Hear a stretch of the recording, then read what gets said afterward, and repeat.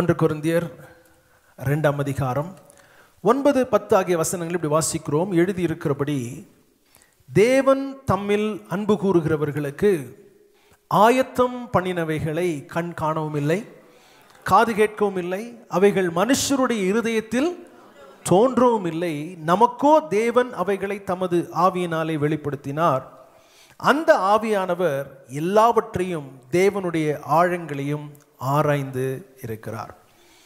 இந்த 1 கொரிந்தியர் 2ஆம் அதிகாரத்தை முழுசா வாசித்து பார்க்கும்போது 2 கூட்ட மக்களை குறித்து இங்கே சொல்லப்படுகிறத நம்ம பார்க்கிறோம்.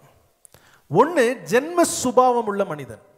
ஜென்ம சுபாவம் உள்ள மனிதன், நேச்சுரல் மேன் அப்படிங்கிறது ஒரு கூட்டம். அவர்கள் எல்லாத்தையுமே எப்படி பார்ப்பாங்கன்னா, பூமிக்கு அடுத்தவைகளாக தான் பார்ப்பாங்க.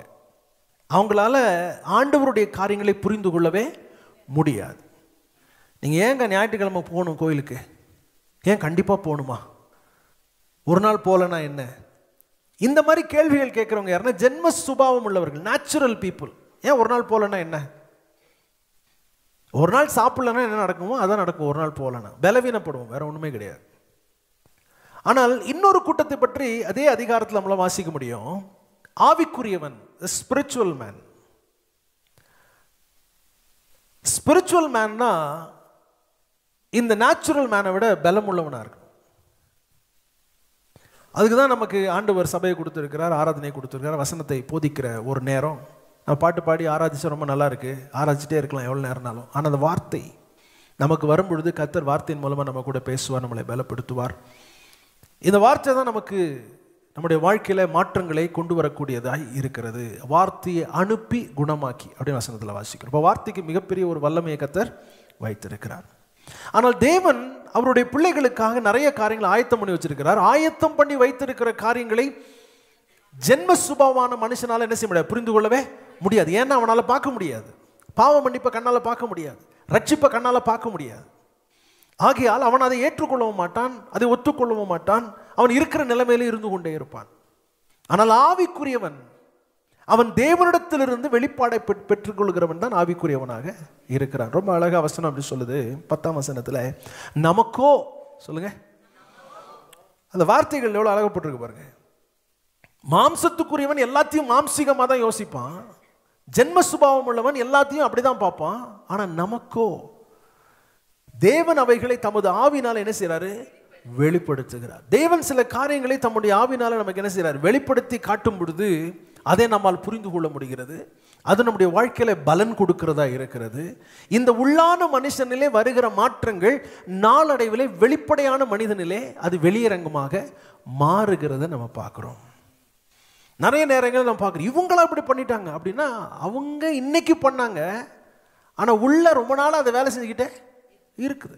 அது வெளிப்படையாக வருகிற ஒரு காலம் உண்டு. அதே விதமாக தான் ரட்சிப்பும் பாவ மன்னிப்பும் பரிசுத்தமாகுதலும் தேவனுடைய பிள்ளையாக மாற்றப்படுகிறதும், இதை உள்ள கண்ணுக்கு மறைவாய் நடக்கிற அந்த மாற்றங்கள் ஒரு நாள் வெளியரங்கமாய் தெரிய ஆரம்பிக்கும். இது எப்படி செயல்படுது அப்படிங்கிறத ஆவியானவர் தான் நமக்கு என்ன செய்யறாரா, வெளிப்படுத்துகிறார். அதனால தான் வசனம் சொல்லுது நமக்கோ. சொல்லுங்க, அப்படின்னா நம்ம விசேஷமானவங்க இல்லை. அநேகருக்கு புரியாத ஒன்று புரியும்படி கர்த்தர் நமக்கு என்ன செய்திருக்கிறார், உதவி செய்ய. அதனால தான் இங்கே உட்கார்ந்துருக்கிறோம். நிறைய பேருக்கு இன்னும் புரியல. ஆனால் வசனத்தில் நான் வாசித்து பார்க்கும் பொழுது இது நிறைய பேருக்கு புரியாத புதிராக தான் இருந்துச்சு.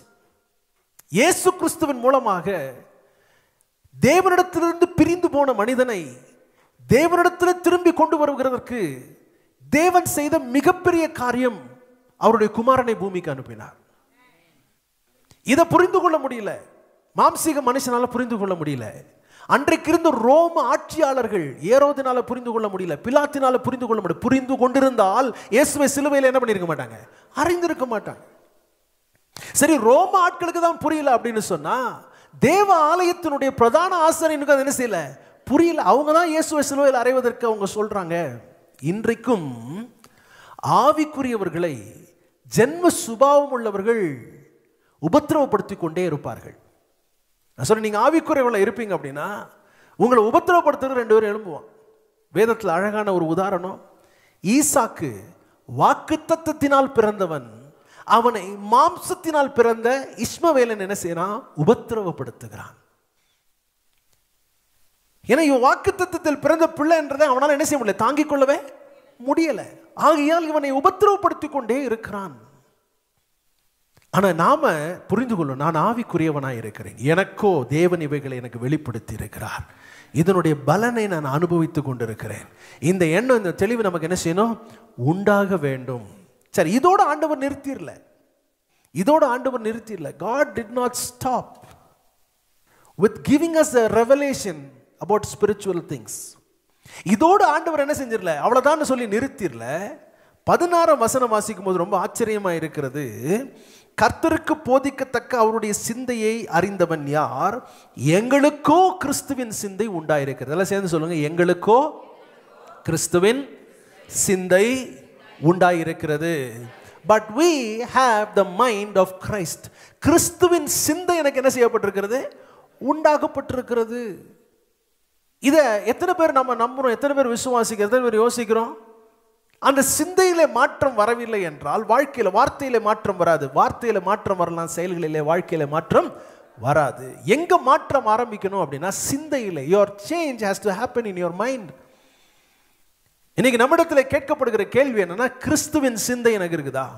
Do I have the mind of Christ? கிறிஸ்துவின் சிந்தை எனக்கு இருக்கும் என்றால் கிறிஸ்துவை போலவே வாழ்வதற்கு தேவன் எனக்கு பலத்தை கொடுப்பார். அப்போ முதல்ல அந்த வசனம் சொல்லுது, நமக்கோ.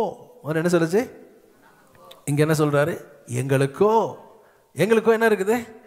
கிறிஸ்துவின் சிந்தை எனக்கு இருக்குது. But I have the mind of Christ. அப்படின்னா இயேசு எப்படி சிந்தித்து செயல்பட்டாரோ அதே விதமாய் சிந்தித்து செயல்பட தேவன் எனக்கு கிருபை தந்திருக்கிறார். Just like Jesus, to think like him, to speak like him, to act like him. சரி, கிறிஸ்துவின் சிந்தை எப்படிப்பட்ட சிந்தையா இருந்தது? இன்றைக்கு அதனுடைய ஒரு பகுதியை நாம தியானிப்பது நன்மையா இருக்கும் என்று நான் நினைக்கிறேன். பிலிப்பியருக்கு எழுதும்போது பிலிப்பியர் 2ஆம் அதிகாரம் 5ஆம் வசனத்துல இப்படி வாசிக்கிறோம், கிறிஸ்து இயேசுவில் இருந்த சிந்தையே உங்களிலும் இருக்க கடவுது. எல்லாம் சேர்ந்து சொல்லுங்க, கிறிஸ்து இயேசுவில் இருந்த சிந்தையே உங்களிலும் இருக்க கடவுது. Philippians chapter 2 verse 5 it says, let this mind be in you which was in Christ Jesus. இயேசு கிறிஸ்துவில் இருந்த சிந்தையே உங்களிலும் என்ன செய்யணுமா? இருக்க வேண்டும். இன்றைக்கு நாம் சந்திக்கிற அநேக பிரச்சனைகளுக்கு, போராட்டங்களுக்கு காரணம் என்ன தெரியுமா? நம்முடைய சிந்தை கிறிஸ்துவின் சிந்தையாக மாறவில்லை. நான் சந்திக்கிற இந்த பிரச்சனையை இயேசு பார்த்தாருன்னா எப்படி பார்ப்பாரு? அதை பத்தி என்ன யோசிப்பாரு? நான் பார்க்கிற இந்த சவாலை இயேசு பார்த்தால் எப்படி பார்ப்பார், எப்படி செயல்படுவார்? அப்படிங்கிறத நம்ம விட்டுட்டு அநேக நேரங்களில் கிறிஸ்துவை போல அணுகாமல் மாம்சீகமாக ஜென்ம சுபாவம் உள்ளவர்களாய் பிரச்சனைகளை நாம் கையாளுறதுனால தான் பிரச்சனையே நமக்கு வருகிறது. ரொம்ப எளிமையா ஆண்டவருடைய வாழ்க்கையை நீங்க கவனிச்சு பார்த்தீங்கன்னா, அவர் எந்த இடத்துலையும் ஆச்சரியப்படவே இல்லை. Jesus was never ever surprised about what happened in his life. Nothing caught him by surprise. தன்னோடு கூட இருக்கிற சீஷன் அவரை காட்டி கொடுத்து மிகப்பெரிய துரோகத்தை செஞ்ச போது கூட, யூதாசா நீயா காட்டி கொடுத்தேன்னு ஆண்டவர் கேட்கல. ஏன்னா ஆண்டவருக்கு எல்லாமே தெரியும். அவர் அணுகிற முறையே வேற. அவர் சொல்றாரு, இவன் மூலமா தேவ சித்தம் வாழ்க்கையில் என்ன செய்ய போகுது? நடக்க போகுது. 5000 பேர் இருக்கிறாங்க, சாப்பாடு இல்லையே. நமக்கு ஒரு பெரிய தேவை வந்துருச்சுன்னா கலங்கிடணும்ல. ஐயோ நான் இப்படி செய்ய போறேன். ஆண்டவர் கலங்கவே கிடையாது. சீஷர்கள் ஒரு விதமா திங்க் பண்றாங்க. அவங்க சொல்றாங்க, இவ்வளவு பேருக்கு எப்படி சாப்பாடு கொடுக்கறது? ஆனா ஆண்டவர் சொல்றாரு, நீங்க கொடுங்க அப்படிங்கிறார். ரொம்ப அமைதியா, ஆர்ப்பாட்டமே இல்லாம. ஆனா நம்ம வாழ்க்கை என்ன ஆயிடுச்சு? ஆர்ப்பாட்டம் நிறைந்த வாழ்க்கையா போயிடுச்சு. ஐயோ இப்படி ஆயிடுச்சு, அதோ இப்படி ஆயிடுச்சு. இன்னைக்கு கிறிஸ்துவின் சிந்தை நமக்கு உண்டாகணும். நம்ம ஜெபிக்க போறோம். கிறிஸ்துவை போலவே இயேசு இந்த பிரச்சனையை பார்த்தாருன்னா எப்படி கையாளுவாரு? ஆண்டவர் இதை எப்படி கையாளுவார்? அந்த கிறிஸ்துவின் சிந்தை நமக்கு வந்துருச்சுன்னா எல்லாத்தையும் நமக்கு ஜெயம் உண்டாகும். அந்த சிந்தை வரணும். அப்படிதான் சொல்றாருங்க, கிறிஸ்து இயேசுவில் இருந்த சிந்தையே உங்களிலும் இருக்க கடவுது. முதலாவது கிறிஸ்துவின் சிந்தையினுடைய குணாதிசயம் என்ன? அதான் இன்னைக்கு படிக்க போறோம். இயேசு கிறிஸ்துவனுடைய சிந்தை, அவர் யோசிக்கிற விதத்தில் இருந்த முக்கியமான காரியம் என்ன அப்படின்னு சொன்னா, அவருடைய சிந்தை ஒருமுகப்பட்ட ஒரு சிந்தையா இருந்துச்சு. ஒருமுகப்பட்ட மனம் அல்லது a focused mind. இயேசுவினுடைய சிந்தை எப்படி இருந்ததுங்க? ஒருமுகப்பட்ட ஒரு மனமாக இருந்தது. இன்னைக்கு மிகப்பெரிய பிரச்சனை என்ன அப்படின்னு சொன்னா, சின்னவங்களுக்கு மட்டும் இல்லை, பெரியவங்களுக்கும் சரி, எந்த காரியத்திலும் ஒரு கவனம் செலுத்த முடியல. கவனிக்கிற மாதிரி உள்ள வருவாங்க, உட்காருவாங்க. சில பிள்ளைங்க நல்லா கவனிப்பாங்க, பாட்டு கூட அந்த பாடலில் பார்த்து வரிகளை பார்த்து கரெக்டாக பாடுவாங்க. ஆனால் ஒரு சிலர் உட்காந்தாங்கன்னு இப்படி பார்ப்பாங்க, அப்படி பார்ப்பாங்க, கொஞ்சம் நேரம் எங்கே பார்ப்பாங்க, அப்புறம் திருப்பி இங்கே வருவாங்க, அப்புறம் திரும்பி இப்படி அப்படி பார்ப்பாங்க, இப்படி பக்கத்தில் இருக்கவங்கள பார்ப்பாங்க. யாரோ ஒருத்தர் உள்ளே வந்துட்டாங்கன்னா ஆறாவது நடக்குமோ அவங்கள கூட்டிகிட்டு வந்து உட்கார வைக்கிற வரைக்கும் அவங்கள அப்படியே பார்ப்பாங்க. சிந்தை ஒருமுகப்பட்ட சிந்தை இல்லை. நீங்கள் எந்த விஷயத்திலும் ஒருமுகப்பட்டவங்களா இருந்தீங்க அப்படின்னு சொன்னால் அந்த காரியத்தில் நிச்சயமாக உங்களுக்கு ஜெயத்தை கர்த்தர் என்ன செய்வார்? கண்டிப்பாக கொடுப்பார். விபத்துகள் நடக்கிறதுக்கு காரணம் என்னங்க? விபத்துகள் நடப்பதற்கு காரணம் என்ன? எல்லாரும் புறப்படுறாங்க, ஒரு இடம் போய் சேர்றதுக்காக புறப்படுறாங்க. அந்த ஒருமுகப்பட்ட சிந்தை இருக்கிறவங்க அவங்க வண்டியில் ஏறி உட்கார்ந்த பிறகு வீட்டில் நடந்தது, அங்கே போனது, இங்கே வந்தது, வீட்டில் சண்டை போட்டதெல்லாம் யோசிக்க மாட்டாங்க. ஒருமுகப்பட்ட சிந்தை இருக்கிறவங்க அந்த வழிகளிலே, அந்த வாகனங்களிலே கவனத்தை செலுத்துவாங்க.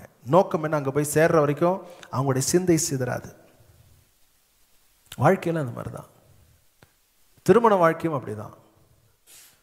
இதில் அந்த கவனக்குறைவு வரும் பொழுது, சிந்தனை சிதறல் வரும் பொழுது தான் பிரச்சனைகள் என்ன செய்ய ஆரம்பிக்கிறது? வர ஆரம்பிக்கிறது. இயேசு தன்னுடைய வாழ்க்கையின் நோக்கத்தை பற்றி ரொம்ப தெளிவுள்ளவளாக இருந்ததை நம்மளால் வேதத்தில் வாசிக்க முடிகிறது. அவர் சொல்றார், திரும்ப திரும்ப சொல்லி, வாழ்க்கையின் நோக்கம் என்ன? இப்போ உங்ககிட்ட ஒரு கேள்வி வைக்கப்படுகிறது, உங்களுடைய வாழ்க்கையின் நோக்கம் என்ன? If there is a question posed to you, what is the purpose of your life? What will be your answer? கொடுக்க முடியுமா?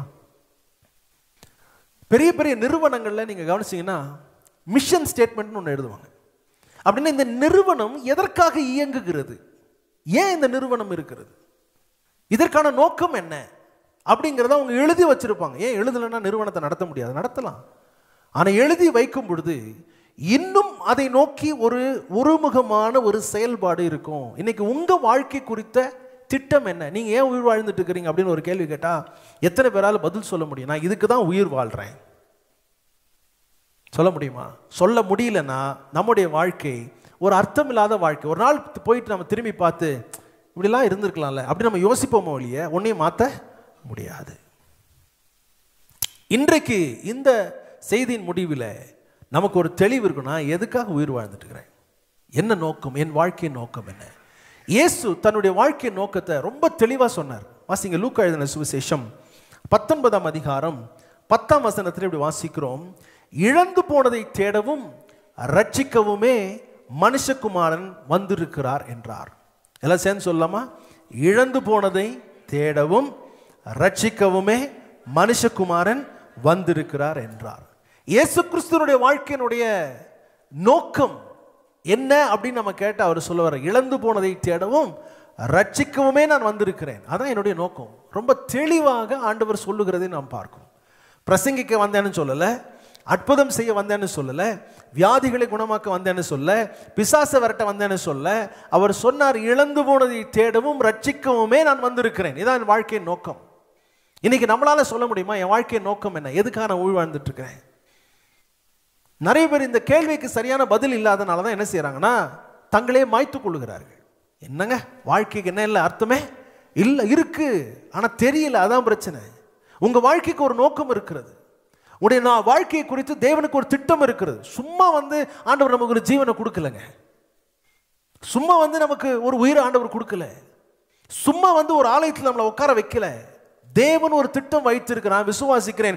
என்னை குறித்து தேவன் வைத்திருக்கிற திட்டம் நிச்சயமாய் நிறைவேறும். அதை நிறைவேற்றுவதுதான் என்னுடைய நோக்கமாக இருக்க வேண்டும். வேற எதுவும் இருந்தாலும் பிரயோஜனம் கிடையாது. ஒரு நாள் திரும்பி பார்க்கும்போது நம்ம அப்படி செஞ்சிருக்கலாம், இப்படி செஞ்சிருக்கலாம், இப்படி இருந்திருக்கலாம், அப்படி இருந்திருக்கலாம் பேசுவோமே ஒழிய நம்ம அதை மாற்றவே முடியாது. இன்றைக்கு இந்த நாள் இந்த நேரம் முடிஞ்சிருச்சு. இப்போ 10:15 அப்படின்னா 10:15 முடிஞ்சிச்சு. இந்த 10:15 இந்த தேதி திரும்ப என்ன செய்யாது, வராது. அப்போ என்னுடைய மூச்சும் பேச்சும் எண்ணமும் நோக்கமும் என்னவா இருக்கணும்னா, தேவனுடைய திட்டத்தை நோக்கத்தை என் வாழ்க்கையில நிறைவேற்றும். அதுக்கு எனக்கு ஒருமுகப்பட்ட ஒரு சிந்தை எனக்கு அவசியமாக இருக்கிறது. பழைய காலங்களில் இந்த கேமரா போடுற, இந்த ரோல் போடுற கேமரா இருக்கும் பார்த்துருக்கீங்களா? இந்த கொஞ்சம் பெரியவங்களுக்கு அது தெரியும், இப்போ உள்ள தலைமுறைகளுக்கு தெரியறதுக்கு வாய்ப்பு இல்லை. ரொம்ப விலை கொடுத்து அந்த கேமரா வாங்குவாங்க, ரொம்ப விலை கொடுத்து அந்த ரோலையும் வாங்குவாங்க. ஒரு 35-36 படம் அதில் எடுக்கலாம். இப்படி அப்படி நின்று எல்லாம் போய் மலை மேலே ஏறி பாங்க பள்ளத்தில் உட்காந்து இது பக்கத்தில் அது பக்கத்தில் நின்னெல்லாம் ஃபோட்டோ என்ன செஞ்சுருவாங்க, எடுத்துட்டு கொண்டு போய் எங்கே கொடுப்பாங்க, ஸ்டுடியோவில் கொடுத்து இதை கொஞ்சம் டெவலப் பண்ணி கொடுங்க அப்படின்னு சொன்னார். அவர் சொல்லுவார், ஒன்றுமே வரலைங்க அப்படின்வாரு. இல்லை பரவாயில்ல, காசு ஆனாலும் பரவாயில்ல, நீங்கள் சும்மா சொல்கிறீங்க எனக்கு கழுவி கொடுங்க அப்படின்னு சொல்லி நீங்கள் கொடுத்தீங்கன்னா கழுவி கொடுப்பாரு பாருங்களேன். எல்லாம் 2 தெரியும், 3 தெரியும். என்ன காரணம்? Out of focus. அதுதான் விஷயம், எல்லாமே அவுட் ஆஃப் ஃபோக்கஸ். அதனால நேர விரையும் பண விரையும் எல்லாம் வேஸ்ட்டாக போச்சு. ஆனால் இந்த ஃபோக்கஸ் அப்படிங்கிறது எவ்வளோ முக்கியம் அப்படிங்கிறத புரிஞ்சுக்கிறது தான் அதை நான் சொன்னேன். நம்முடைய வாழ்க்கையின் நோக்கம் என்பது நமக்கு ரொம்ப தெளிவாக இருக்க வேண்டும். இன்றைக்கி இந்த ஆராதனை முடிஞ்சோன்னு உங்கள் கையில் ஒரு பேப்பர் கொடுத்து எழுதுங்க அப்படின்னு சொன்னால் நீங்கள் எழுதுங்க, என் வாழ்க்கையின் நோக்கம் இதுதான். இயேசு கிறிஸ்து சொல்கிறாரு, இழந்து போனதை தேடவும் ரட்சிக்கவும் நான் வந்தேன் அப்படின்னு சொன்னார். ஆனால் அந்த நோக்கத்திலிருந்து அவர் வழி விலகுவதற்கு அநேக சூழ்நிலை வந்துச்சு. அந்த நோக்கத்திலிருந்து விலகுவதற்கு நிறைய சூழ்நிலை வந்துச்சு. ஒரு முறை அவரை ராஜா ஆக்கணும்னு பிடிச்சிட்டாங்க. ராஜா ஆக்கணும்னு சொன்ன உடனே யாருக்கு தான் ஆசை இருக்காது, நம்ம தான் ராஜா ஆகணும் அப்படின்னு. ஆண்டு சார் மறைஞ்சிட்டார் அங்கேருந்து. அது என் நோக்கம் கிடையாது. நான் பூமியில் வந்து ஒரு ராஜாவாகி வாழ்ந்து இந்த மக்களை ஆளுகை செய்யணுன்றது நோக்கம் கிடையாது அப்படின்னு அதுலேருந்து விலகிட்டார். பிசாசனுடைய நோக்கம் என்ன தெரியுமா? அவனுடைய நோக்கம் நம்முடைய வாழ்க்கையில் போராடுகிற காரியமே நம்முடைய நோக்கத்தை மறந்து ஓடச் செய்கிறது அவனுடைய வேலையே. அவனுடைய வேலையை நம்முடைய நோக்கத்தை மறந்துடணும் அப்படிங்கிறத அவன் வேலை செய்யறான். ஆண்டவர் எவ்வளவு கவனமாக இருந்தார் அப்படிங்கிறத நான் உங்களுக்கு சொல்ல விரும்புகிறேன். இந்த வார்த்தையை எப்போ சொன்னார்னா, இழந்து போனதை தேடவும் ரட்சிக்கவுமே மனுஷகுமாரன் வந்தார் என்று எப்போ சொன்னார்? லூக்கா 19ஆம் அதிகாரத்தில் ரொம்ப அற்புதமான ஒரு நிகழ்வை நம்மால் பார்க்க முடியுது. என்ன அப்படின்னு சொன்னால், சகேயு என்ற ஒரு மனுஷன், அவன் யாருன்னா ஆயக்காரர்களின் தலைவனாக இருக்கிறான். அப்படின்னா சமுதாயத்தில் ஒரு பெரிய இடத்தை அடைஞ்ச ஒரு மனுஷன். அவன் வெற்றி பெற்ற ஒரு மனிதன் வச்சுக்கலாமே. சமுதாயத்தின் கண்களிலே இவன் வெற்றி பெற்ற மனிதன். நல்ல அரசாங்க உத்தியோகம், நல்ல பணம், ஐஸ்வர்யவானா இருக்கிறான். குறைவு ஒன்றுமே இல்லை. சரீர பிரகாரமாக பார்த்தா எல்லாமே அவனுக்கு இருக்குது. ஆனாலும் இந்த மனுஷன் யோசிக்கிறாரு, இவ்வளோ பணம் இருக்குது, ஐஸ்வர்யமான இருக்கு, ஆனால் ஏதோ என் வாழ்க்கையில் இல்லாமல் இருக்குதே அப்படின்னு யோசிக்கிறார். எல்லாம் இருந்தும் ஏதோ ஒரு வெற்றிடம் அவனுக்குள்ள என்ன செய்யுது, இருந்து கொண்டே இருக்கிறது. இன்னைக்கு நாம ஓடிக்கொண்டிருக்கிற நிறைய காரியங்கள் நமக்கு ஒரு நிறைவை கொடுக்காது. தேவன் எதை பெற்றுக்கொள்ள வேண்டும் என்று விரும்புகிறார், தேவன் என்னை கொண்டு என்ன செய்யணும்னு நினைக்கிறாரோ அதை செய்யும் போது தான் எனக்கு ஒரு நிறைவு வரும். இல்லைன்னா எல்லாம் அடைஞ்சிருவோம், பார்த்தா ஒன்றுமே இருக்காது. என்னங்க ஒன்றுமே இல்லையே இதில், அப்படிதான் ஒரு நிலைக்கு நம்ம என்ன செஞ்சிருவோம், வந்துடும். அப்போ இந்த மனிதனுடைய வாழ்க்கையில் இவ்வளோ பணம் இருந்தும் வசதி இருந்தும் எல்லாம் இருந்தும் அவனுக்குள்ள ஏதோ ஒன்று ஒரு குறை. அப்போதான் கேள்விப்படுறான், இயேசுவை பற்றி கேள்விப்படுகிறான், அவருடைய பிரசங்கங்களை பற்றி அவன் கேள்விப்படுகிறான். கேள்விப்பட்டவன் இன்னைக்கு மாதிரி வீட்டில் இருந்து என்ன செய்ய முடியாது, மொபைலில் பார்க்க முடியாது. ஆகியால் அவரை பார்த்தே ஆக வேண்டும் என்று தீர்மானம் பண்ணுகிறான். பார்த்தே ஆகணும் தீர்மானம் பண்ணுறான். வந்துட்டான், இயேசு அவங்க ஊருக்கு வராருன்னு கேள்விப்படுறான், ரொம்ப சந்தோஷப்படுறான். பார்க்கணுன்னா பார்க்க முடியல, ஏன்னா அவன் குள்ளமாக இருக்கிறான். இயேசு கூட இருக்கவங்களாம் பெரிய பெரிய ஆட்களாக இருக்காங்க, எல்லாம் அவரை சூழ்ந்து கொண்டு இருக்கிறார்கள். அவரை கிட்டேயே என்ன செய்ய முடியல, போக முடியல. இவன் பார்த்தான், கிட்ட போக முடியல, என்ன செய்யறதுன்னு புலம்பிட்டு உட்காரல. ஆண்டவர் வருகிற வழியிலே முன்னாக ஓடி ஒரு மரத்தின் மேலே என்ன செய்யறான், ஏறி உட்காந்துக்கிறான். என்னங்க நல்லா அருமையான சீட்டில், ஆஃபீஸ் சீட்டில் உட்காந்த மனுஷன் இப்போ காட்டத்தி மரத்து மேலே ஏறி செஞ்சுட்டு இருக்கிறாரு, உட்காந்துருக்கிறாரு. அப்படின்னா அவருடைய வாழ்க்கையில் அவர் ஏதோ ஒன்று, எனக்கு ஒரு குறை இருக்கிறது, இந்த குறை இயேசுவால தான் என்ன செய்ய முடியும், நிறைவேற்ற முடியும், அதற்காக என்ன வேணாலும் செய்வேன், எதை வேணா விட்டு கொடுப்பேன் அப்படின்ற ஒரு தீர்மானம் எடுத்தான் பாருங்க. அப்போதான் அவன் இயேசுவை சந்திக்க முடிச்சது. ஏன் வசதியிலேயே நான் இருப்பேன், ஒரு வாரம் வந்தால் 4 வாரம் வராமல் இருக்கணும், எனக்கு எப்போ வசதி போடுதோ அப்படி கிடையாது. ஒரு அர்ப்பணிப்போடு கர்த்தரை நாம் தேடுகிற ஒரு எண்ணம் நமக்கு இருக்கும் என்றால் அப்போதான் நம்மளை ஆண்டவரால் என்ன செய்ய முடியும், கண்டடைய முடியும். இந்த வந்து சகையை வந்து பார்த்துட்டு, என்னங்க எல்லாம் பெரிய பெரிய ஆட்களாக இருக்கிறாங்க, அவர்கிட்டே போக முடியாது, நான் வீட்டுக்கு போகிறேன்னு போயிருந்தா ஆண்டவர் பார்த்துருக்க முடியாது. என்னங்க ஒரே தடையாக வருது, எப்படி நான் போய் ஆண்டவரை பார்க்க முடியும் அப்படின்னு நினைச்சிருந்தா பார்த்துருக்க முடியாது. ஆனா அவரை பார்க்கும் வரை விடமாட்டேன்னு ஒரு தீர்மானம் எடுத்தான் பாருங்க. அன்னைக்கு தான் அவருடைய கண்களிலே அவன் தயவு பெற்றான். மரத்து மேலே ஏறி உட்கார்ந்துருக்கிறான்.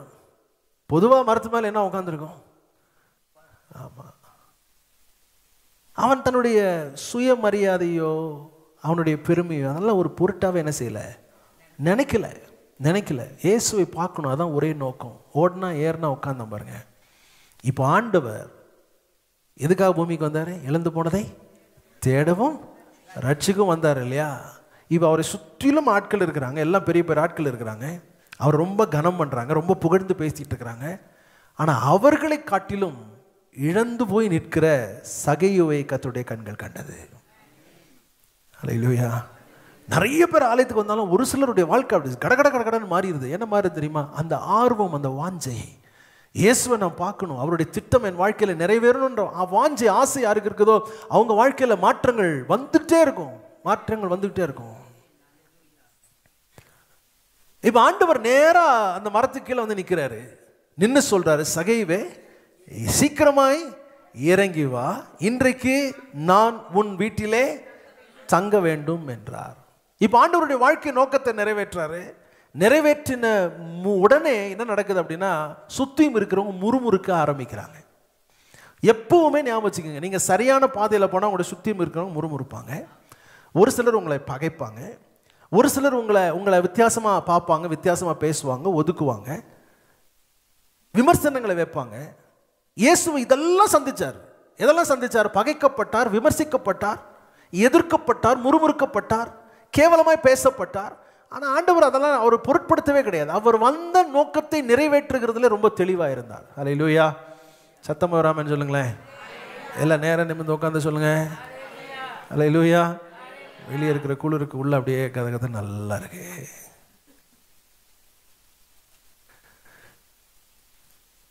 சோ ஆண்டவருடைய நோக்கம் என்ன அப்படின்னா, அந்த ஒருமுகப்பட்ட சிந்தை அவருக்கு இருந்ததுனால அந்த நோக்கத்தில் ரொம்ப கவனம் உள்ளவராக இருக்கிறார். சகையனுடைய வீட்டுக்கு ஆண்டவர் என்ன செய்யறாரு? போறாரு. போன உடனே அங்கே நடந்த காரியம் என்ன? ஆண்டவர் சொல்றாரு, இன்றைக்கு இந்த வீட்டுக்கு ரட்சிப்பு வந்தது. இன்னைக்கு இந்த வீட்டுக்கு என்ன வந்துச்சு? ரட்சிப்பு வந்தது அப்படின்னாரு. அப்படின்னா சகேயு மரணத்தின் பாதையிலிருந்து ஜீவனுடைய பாதையில் என்ன செஞ்சிட்டாரு? வந்துட்டார். சகேயுனுடைய நோக்கம் பணமாய் இருந்தது. இப்போ தேவன் என்ற நோக்கத்துக்கு அவன் என்ன செய்யப்பட்டான்? திருப்பப்பட்டான். அவனுடைய நோக்கங்கள் மாறிவிட்டது. அன்னையிலிருந்து சகேயுடைய வாழ்க்கை வித்தியாசமான வாழ்க்கையாய் மாறிட்டு. என்னுடைய வாழ்க்கை நோக்கம் என்ன தெரியுமா? என்னால் இயன்றவரை, என்னால் முடிந்தவரை தேவ கிருபையினாலே எத்தனை பேரை கர்த்தருடைய சீஷர்களாய் என்னால் மாற்ற முடியுமோ அத்தனை பேரையும் தேவனுடைய சீஷர்களாய் மாற்ற வேண்டும் என்றால் நான் முதலாவது ஒரு சீஷனாக என்ன செய்யணும்? மாறணும். சீஷன் என்ன தெரியுமா? தன்னுடைய எஜமானை போலவே மாறுகிறவன், செயல்படுகிறவன் தான் யாருங்க? சீஷன். நான் முதல்ல அவரை போல மாற நான் எத்தனை பண்ண வேண்டும்? நான் மாற என்னோடு கூட ஒரு கூட்ட ஜனங்களை நான் தேவனுக்கு என்று ஆதாயப்படுத்தணும். இதுதான் என்னுடைய வாழ்க்கையின் நோக்கம். நாம வச்சிருக்கிற மற்ற எல்லா வாழ்க்கை நோக்கங்களை பார்த்தீங்கன்னா இங்கோட முடிஞ்சு போச்சு. சிலருடைய வாழ்க்கை நோக்கம்லாம் நிறைய, இத்தனை சவரன் வாங்கணும். எத்தனை சவரன் வாங்கினாலும் மூச்சு நின்ன உடனே எடுத்துருவாங்க. கொண்டு போக முடியாது, எதையுமே கொண்டு போக முடியாது. ஆனால் நீங்க மரணத்திலிருந்து, நரகத்திலிருந்து தப்புவிக்கிற ஒவ்வொரு ஆன்மாவையும் தேவனோடு கூட நீங்க கொண்டு போய் நிறுத்த முடியும். அப்ப என் வாழ்க்கை நோக்கம் என்னவா இருக்கணும்?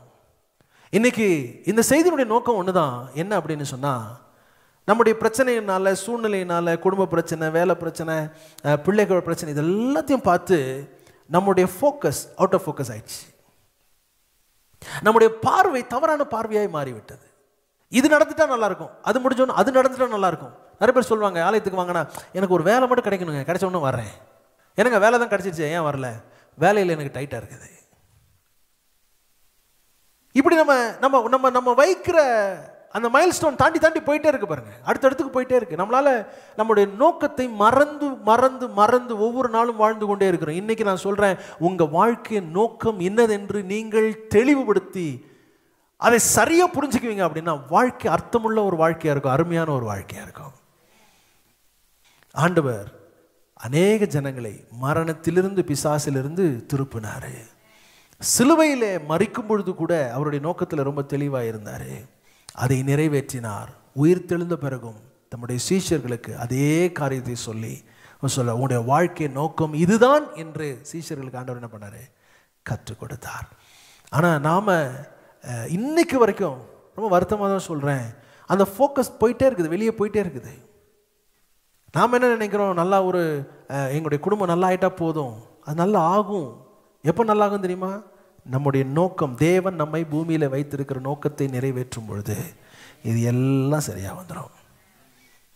கோணலாம் இருக்கவே முடியாது. அவருடைய சித்தம், அவருடைய நோக்கம் என்னுடைய வாழ்க்கையில் நிறைவேறணுன்ற ஒரு தீர்மானத்தை நீங்கள் எடுப்பீங்க அப்படின்னு சொன்னால், நீங்கள் எதுக்கெல்லாம் ஏங்கி நிற்கிறீங்களோ அதெல்லாம் தானாக நடக்கும். இது என்னுடைய அனுபவம்.